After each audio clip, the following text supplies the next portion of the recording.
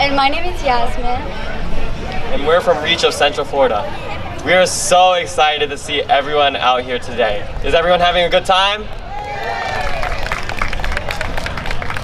It's Reach's mission to support multicultural events like this.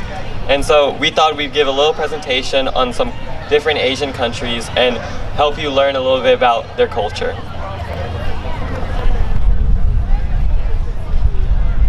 So over here I have my presentation on India. Now India is a very diverse country. I feel that it's like a cultural melting pot. Thank you, Jordina. So the first aspect of India I'd like to talk about is the food. Now food is one of the most popular aspects of India. I'm sure that everyone has at least tasted, tried Indian food.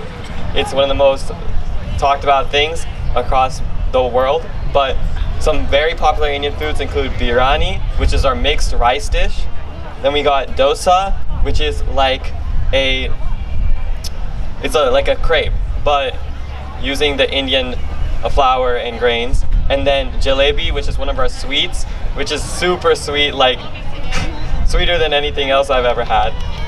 And then another aspect of India is our clothing. So for men, we wear kurtas, which are these long, kind of silk-like garment that stretches below our knees. And then for women, we have a sari, which has the top blouse and the bottom skirt, and then a dupatti, which is basically this like scarf that they wrap around from the top of their body to the bottom of their body. Then some famous people from India include Sridevi, which was a super famous actress who unfortunately passed away in 2018, but left a lasting remark on India and its culture. And then we have Arjit Singh, which is a very popular singer and musician who's super talented and has played a big role in a lot of Bollywood songs, which leads us to one of the big things about India, Bollywood. Arguably even more popular than Hollywood itself. It's India's own film industry. And then some important parts of Indian tradition is Mehendi, which is basically where it's like a temporary tattoo on your hand. And then Rangoli is where we make designs using colored sand on the ground in order to celebrate different Indian traditions and festivals. Then some holidays include Diwali, Navratri, and Holi. They happen one after another and they celebrate the victory of good over evil. And then some important attractions in India that I'm sure many of you guys know is the Taj Mahal, which was built by the Mughal Empire. And the Mughal Empire was a Muslim empire, but they were very diverse and incorporated different traditions like Persian tradition, Indian tradition, and Muslim tradition. And then the Golden Temple is one of the Sikh holy places, Sikhism being one of the most popular religions in India, and it's the origin of Sikhism. And that's my presentation on India. Now over to Yasmin. Okay, so my presentation was on Myanmar. The way you pronounce Myanmar, there's no R's, so it's Myanmar. The name was actually changed. It used to be Burma, so I'm gonna refer to it as Burma. History? So starting off with the history of Myanmar. In Myanmar, also known as Burma, the earliest record of people living there was the Tibeto-Burma, and basically they reached the south modern-day Pyongyang, which is in Myanmar, and they adopted Buddhism, which is a religion widely known in Southeast Asia.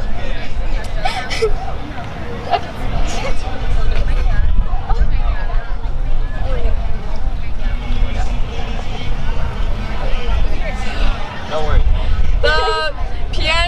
The pagan kingdom fell and fragmented the country with smaller kingdoms arising, and the dynasties in Myanmar, they expanded their territory and centralized the rule.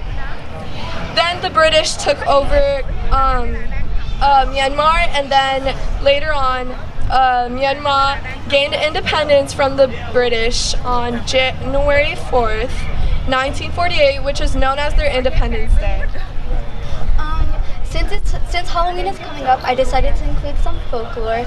So folklore elements in Myanmar include Nat worship, which is basically the worship of spirits and how they affect like everyday life. Also, some significant like elements is from Buddhism and Hinduism. They also include mythical creatures. Some of these mythical creatures are Yama Yazar. He's basically a saint that's referred to the Lord of Death, which is actually derived from Yamaraj, who's the Hindu god of death, who is in charge of the underworld and the afterlife judgment. We have Pikta. They are ghouls who are punished with basically thirst and hunger. This is actually derived from the Buddhist adaptation of Prita. We have Belus, which are actually right here. Belus are basically shape-shifting like man-eaters. They're also described as ogres. You have Nagas, which are dragon-like serpents. They're also seen as protectors, and they're very fierce. They protect sacred sites. Chintis, the Chintis are mystical creatures. You could see them in front of pagodas, which are Buddhist like monuments. They're seen as protectors, and they ward off bad omens, illness. Like they're protectors. Some of the people and the culture are the Burman people. So they're the natives basically. They settled on the Irrawaddy River Valley in Myanmar. They're one of the major ethnic groups, and they adopted Buddhism, which is still a major religion to this day. They have many festivals. For example, they have Ding Nyan, which is a water festival, which is like symbolizing the entrance to a new year. So they basically splash people with water to cleanse them, so they go into the new year fresh and clean. You know, new year, new me. The Gaian people live around the mountainous like border, so like the mountains of Myanmar. They mostly live in the Irrawaddy like river like delta. They have a significant portion of them are Christian refugees, and the other portion of them are Buddhist, because Buddhism is a pretty prominent religion. Their festivals include the wrist tying ceremony, which is basically elders like giving good luck to the youth. So basically they tie a white string around the youth's wrist to ward off bad omens, illness, and just to grant them good wishes. Next are the Rakhine people. The Rakhine people are located on the coastal region of Myanmar. They border the Bay of Bengal and Bangladesh. Oh my god, I'm so sorry. They have performing arts which utilizes music features like drums and xylophones along with oil lamp dancing. So oil lamp dancing is placing like is where women dance with basically like oil lamps on their wrists, and they have to make the moves without spilling the oil.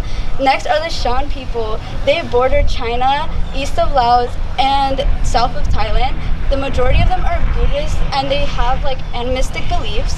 The Mon people, most of the population resides in the southern part of the country in areas like Mon State and along the Zitong and Salween River. The Mon are primarily practicing Buddhism, and much of the culture revolves around Buddhism. So a lot of Buddhist elements, a lot of their folklore has Buddhist elements, Buddhist stories. The Chin people live in the remote mountainous Chin state. They border India and Bangladesh, so yeah, their festivals include Kado, which is important cultural events. The Kado festival marks the end of harvest, so they hold this event to basically show gratitude for a good harvest. The Kachin people, their homelands are Kachin State in northern Myanmar, which borders China and India. Their traditions are also Nat worship, but in recent times they've converted to Christianity. The Karen people, they are located on the mountainous states of eastern Myanmar and Thailand and border Thailand. Many people follow Christianity and they hold festival Kai Hut Bo, which depicts the story of the creation of Earth. Oh, pagoda festivals. Basically, pagodas, they're Buddhist monuments. They hold the relics of Buddha. They also are a site for pilgrimage for Buddhists. These festivals are also known as Piao Pui and are significant like celebrations. They combine religious aspects along with like a carnival setting. Lonjis are the national it's like universal in Myanmar to wear lonjis. Both women, men, children, they all wear lonjis. I can say from personal experience, my dad wears them. So they are, first of all, they signify cultural identity, but they also signify rebellion. When the British colonized Myanmar, they pushed Western culture upon the Burmese people, and in an act of defiance, the Burmese people wore lonjis, and they were actually arrested for it. And when they finally gained independence, they were finally allowed to wear their cultural clothing, signifying their nationality and their roots. And that's it. Thank you so much for having us. We wanted to shed light on Myanmar because it's not a prominent, well-known country in Asia. So if I could please get a round of applause for Myanmar.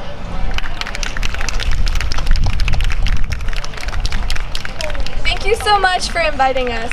Yes, Be thank you sure so to make it to the second presentation.